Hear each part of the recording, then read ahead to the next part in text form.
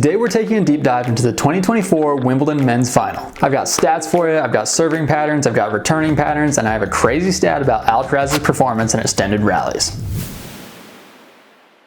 What's up team, Coach Josh here from TennisTactics.com, and let's look at the numbers behind the Wimbledon final. So in the numbers, we're seeing grass court tennis at its finest. We see that 71% of the points played in the final this year lasted between 1 and 4 balls. So the match really rode on who was winning the first strike patterns. We're going to dig into the patterns behind Alcaraz's success here, and specifically his serve plus 1 patterns. And looking deeper, we see what really set him apart here was his performance in 4-ball rallies. So we're going to dig into his return plus 1 patterns as well. And this is Wimbledon, so that means passing shots. And lastly, it looks like there were only 8 points here that were 9 balls or longer, and Carlos won 7 out of 8 of them. Wild. Lots to dig into there, and we'll get to it at the end. But first, do me a favor and hit that subscribe button so I can bring you more tennis tactics. Now let's look at Carlos Alcaraz's serve plus 1 patterns. There are really 2 variations here on what Carlos is doing with the serve.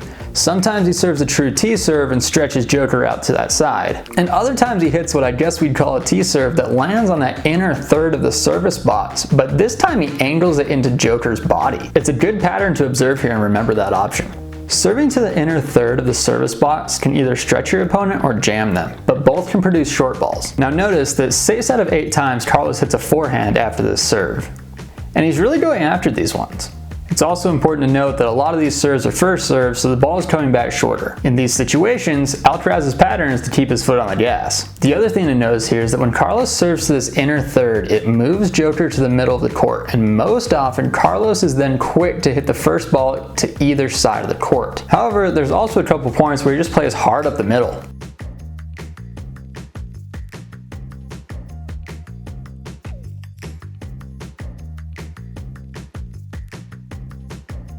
Now this next batch of serving patterns is Carlos serving in the middle third of the service box, shooting for the body serve. Now the body serve is all about creating short balls that you can punish on the next shot, and you can see how well that's working for Carlos Alcaraz in these points. A hard serve right at the body also pushes opponents back a little bit and gets him on the back foot.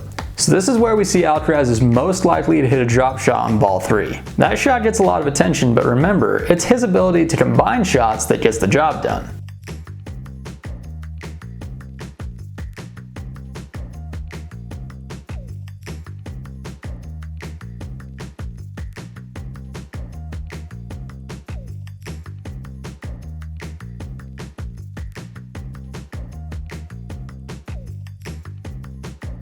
Now lastly, let's look at Carlos's patterns when he serves wide. This is where he's most likely to serve in volley, but he doesn't play that too often. He primarily plays it from the baseline. I'd say this serve location had the least consistent patterns and points that lasted 3 balls. But you can see how Carlos is really keen to mix in some variety here. Now to give credit where credit is due, Djokovic is very good at returning wide serves. So also, I'd say this is a serve location where Carlos looks the least in control. It was more like he was taking advantage of opportunities when they came up.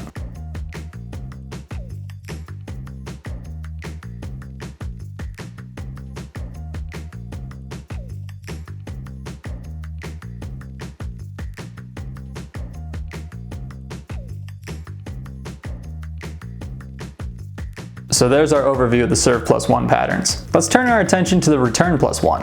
On Alcaraz's return plus 1 patterns, we see 2 things happening. 1, Carlos forces a baseline error from Novak. Or 2, Novak is attacking, he comes in for the volley, and Alcaraz either hits the pass or makes him hit a tough one which he misses. So let's look first at how Carlos is forcing ground stroke errors. Now there are only 5 of these points that ended in a ground stroke error, but 3 of the 5 points start with a super deep return from Carlos Alcaraz. And this gets him into the point and lets him hit ball 4 with a good amount of aggression. Tactically, I always recommend return with depth and then add power on the plus 1.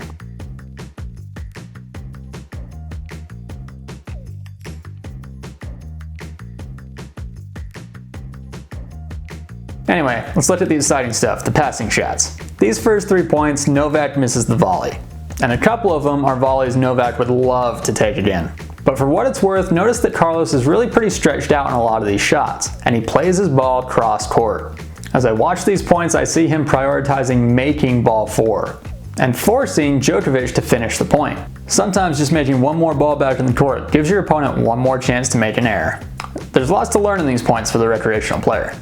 As for the passing shots, Alcaraz hit 4 cross court and 4 up the line, a dead even 50%. If anything can be said about his tactics here, it's an echo of the old adage, just pitch aside and commit to it. It's not always important to overthink these things. But in my opinion, the cross-court pass is a little bit higher percentage option, and the pass up the line is a better secondary pattern to keep your opponent guessing. The other thing to note is that Carlos is picking targets with pretty big margins here. One of the biggest mistakes I see recreational players or junior players make is aiming to pass way too close to the lines. Lots of good stuff to learn in these 4-ball points, and if you're going into a match where you want to play return points well, these can be good ones to rewatch, just to get the patterns in your mind.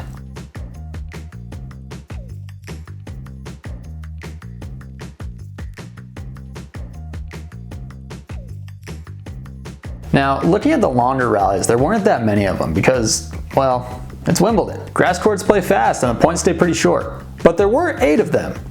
And Alcaraz won 7 of 8. So let's focus on some big picture stuff here. These first few long points, Djokovic makes an error at the end, usually in an attempt to finish the point. And again, there's some volleys in here that he doesn't usually miss. And we see a similar story play out, where Carlos makes him hit just one more ball. Novak had the opportunity to finish the point, but instead often makes an error. Now in other long points from this year's final, Alcaraz is the one being aggressive to end the point. And the thing that stands out here is really the variety. Grass court tennis is fast, and you gotta take advantage of the opportunities as they come in this stage of the rally. Carlos finishes one point with good directional control, another with power, one with a drop shot. But the other thing that stands out to me is what he's done with the 4 balls he's hit before this shot. Most of them are pretty deep. And if there's one thing that always stands out to me about Carlos Alcaraz's play is how he sets up the opportunity for the flashy shot by consistently hitting deep and pushing his opponent around the backcourt. Good news, we're gonna have a lot more time to review the extended rally patterns between Alcaraz and Djokovic as we review this year's Olympic gold medal match. But we'll save those details for the next analysis.